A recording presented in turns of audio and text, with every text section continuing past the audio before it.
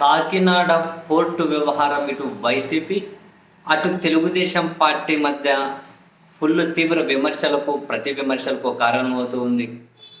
Kakinada port వ్యవహారంలో Andhra Pradesh CID Vijayasai Reddy గారితో పాటు మరికొందరి మీద ఏకంగా లుకౌట్ నోటీసులు జారీ చేశారు. వైవి సుబ్బారెడ్డి గారి కొడుకుతో సహా అరవింద్ శరత్ చంద్ర రెడ్డి గారితో సహా దీని మీద వైవి సుబ్బారెడ్డి గారి కొడుకు ఆంధ్రప్రదేశ్ హైకోర్టుకి వెళ్ళారు. కాకినాడ పోర్టుకు సంబంధించి కేవీ రావు చెబుతున్నామని కనుక అబద్ధాలు అని చెప్పి మరోవైపు విజయసాయిరెడ్డి గారు మీడియా సమావేశం పెట్టి అటు ముఖ్యమంత్రి గారి మీద ఇటు కేవీ రావు మీద తీవ్ర విమర్శలు చేశారు. ముఖ్యమంత్రి చంద్రబాబు గారిని అత్యంత క్రిమినల్ అని, కేవీ రావుని బ్రోకర్ అని రకరకాలుగా తీవ్రంగానే విమర్శలు చేశారు.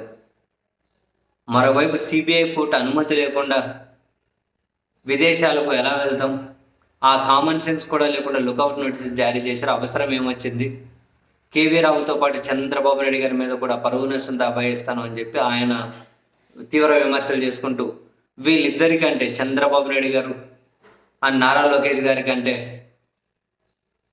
జనసేన అధ్యక్షుడు ఉప ముఖ్యమంత్రిగా ఉన్న అతనే బెటర్ లీడర్, బెస్ట్ లీడర్ అని చెప్పి, అతనే మంచి లీడర్ అని విజయసాయి రెడ్డి గారు కామెంట్ చేయడం ఒక ఆసక్తికర పరిణామంగానే చూడాలి. విజయసాయి రెడ్డి గారు రాజ్యసభ ఎంపీనే కాదు, వైసీపీలో అత్యంత ముఖ్య నాయకులు. వీళ్ళకు వ్యతిరేకంగా కూటమి ఫామ్ అయి అధికారాన్ని నడుపుతున్న వాళ్ళల్లో అటు చంద్రబాబు నాయుడు గారు వాళ్ళ కొడుకు భవిష్యత్ లీడర్గా ప్రొజెక్ట్ కాబడుతున్నాడు నారా లోకేష్.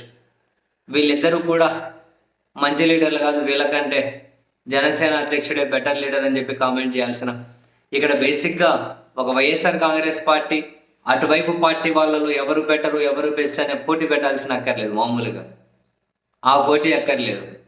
కానీ ఇక్కడ స్పెసిఫిక్గా వాళ్ళతో కంపేర్ చేసి తనను బెటర్ లీడర్ అని చెప్పి ఇలా చెప్పడం వెనక మరి పొలిటికల్గా వీళ్ళకున్న స్ట్రాటజీ ఏంటి అన్న విషయం అర్థం కావట్లేదు.